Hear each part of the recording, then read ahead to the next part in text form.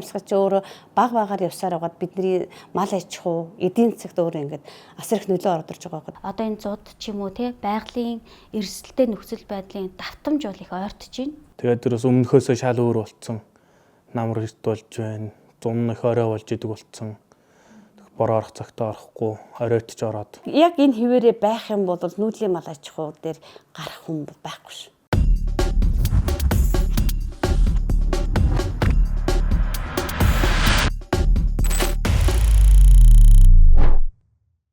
Уур амьсгалын өөрчлөлтийн нөлөөгөөр малчтын амьдралд яаж нөлөө үзүүлж байгааг нөхөр ингээд судалгааны материалуудыг аваад үзэхээр одоо энэ зуд ч юм уу те байгалийн эрсдэлтэй нөхцөл байдлын давтамж бол их ойртож байна.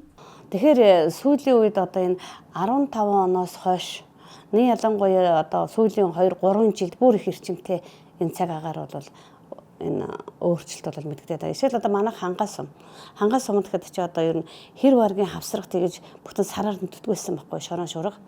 Тэгвэл энэ бол одоо ерөөсө жилээс жил нэмэгдээд байгаа. Одоо энэ өнгөрсөн 2024 оны хавар гэхэд чи одоо бүтэн сар гараа одоо баг өдөр шөнөгүй ингээл шорон шурга шиг тийм хавсрах ингээд нүдлээ. Одоо энэ газар нэг хатаад бороо мороо орохоор ерөөс ус нэр шинг борооны ерөөс шингэхгүй ерөөс тэгэл үер гамшигл болчиход иддэг. Тэгээ үерийн ус их орж ирэн тэгэл хадлагын талуу молоо гэр исээр болчихж байгаа юм л та хэрэг. Нэг бол хит халаал. Нэг бол огцом хүүтрээл. Энэ өөрөө мал малчин хоёр гуйлж байгаа байхгүй юу. Тэгээд ингээд ирэхээр чин зэрэг тэр одоо малын те одоо нэгдүгээр чанар нь алга болчихж байгаа тийм үү.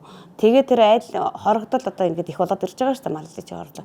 Тэгэхээр тэр шууд тэр айлын амьдрал нөлөөлж байгаа байхгүй юу. Амьдралын одоо санхүү эдийн засагт нь. Нүүдлийн мал аж ахуй бол яхахгүй нүүдлийн соёл иргэншлийн хугацаатай хамт яригдах асуудал байхгүй. Тэгэхээр нүүдлийн соёл иргэншил тэгээд дээрэс нь нүүдлийн мал аж ахуй маш олон он удаан жил ингээд хурж ирсэн систем. Энэ бол бүтэн цогц систем байхгүй юу. Тэгэхээр энэ систем бол яагаад ингээд олон жил тогтоод яваад исэн гэхээр энэ орчин нөхцөлдөө дасан зохицож удаан хугацаанд явж чадсан учраас энэ бол нүүдлийн мал аж ахуйн систем гэж ярьдаг. Тэгэхээр энэ бол цаашдаа ч гэсэн хамт ингээд орчин үеийн техник технологийн хөгжилтөөгөө зэрэгцээл хамт явах ёстой асуудал. Тийм болохоор бид нар бол нүүдлийнхаа мал аж ахуй дээр аж ахуйгаа эрхлээд дээр нь энэ байгальтайгаа дасан зохицож амьдрах.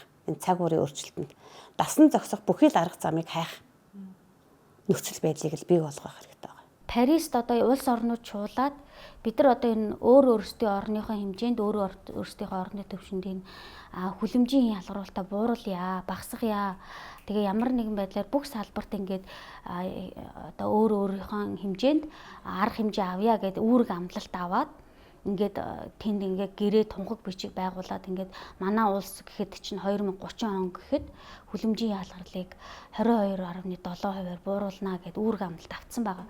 За энэ үүрэг амлалтанд хүрэхийн тулд Монгол улс одоо энэ уур амьсгалын өөрчлөлтийн эсрэг хийх үйл ажиллагаануудаа ч гэсэн тодорхойлсон үндэсний тодорхойлох хувь нэмрээ бол бас тодорхойлсон явж байгаа. Тэрэн дээр бол бэлчээрийн дороотлыг бууруулнаа. Тэгээд малын тооноос илүү чанарыг анхаарна гэдэг ч юм уу те. Энэ бичлэн үйл ажиллагаанууд бол нэлийн олон янзын үйл ажиллагаанууд заасан байгаа. Малын тоо толгойн хувьд бол тасралтгүй өсөж байгаа.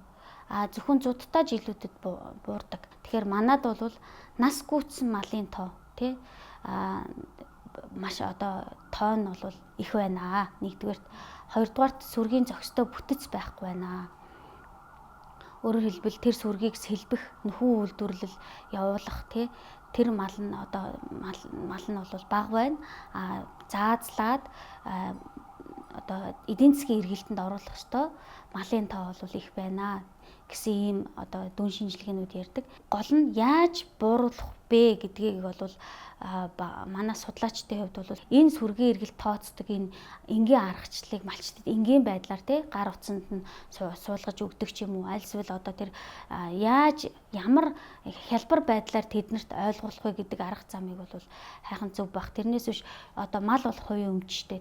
Яах аргагүй техникийн тусламж бол үзүүлэх юм бол энэ бол жинхэнэ одоо инновац, энэ бол жинхэнэ одоо технологийн дэвшлиг ашиглаж байгаа нэг хэлбэр байж болох гэсэн бас ийм санаа байгаа. Тэгтээ одоо бол энэ хөгжлийн одоо дагаад хагас эрдэмтсэн аж ахуй гэж орж ирж байгаа. Хагас эрдэмтсэн аж ахуй бол яа харахгүй нөгөө их сүү, их мах өгдөг үхэр ч юм уу те, их ноос өгдөг хонь, их ноолор өгдөг ямаа гэд ярьж байгаа шүү дээ.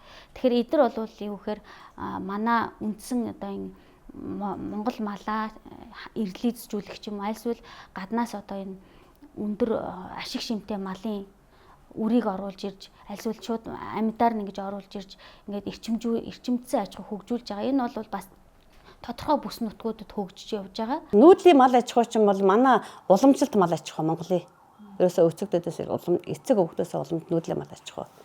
Нүүдлийн мал аж ахуйг одоо юуны онцлог гэх юм бол одоо дэлхийн нийт эко бүтээгдэхүүн одоо бүх хүнсэнд одоо хандж штэ тий эко бүтээгдэхүүн хэрэгтэй. Тэгвэл эко бүтээгдэхүүнийг үйлдвэрлэх одоо нүүдлийн мал аж ахуйс гарч байгаа. Одоо тэр мал чинь өвсөө идэж байна. Тэр олон зүйлийн ургамлыг идээд тэр идсэн малын махыг хүн идэж штэ тийм ээ. Тийм болохоор нүүдлийн мал аж ахуйг ерөнхийдөө бол устгаж болохгүй гэж боддог.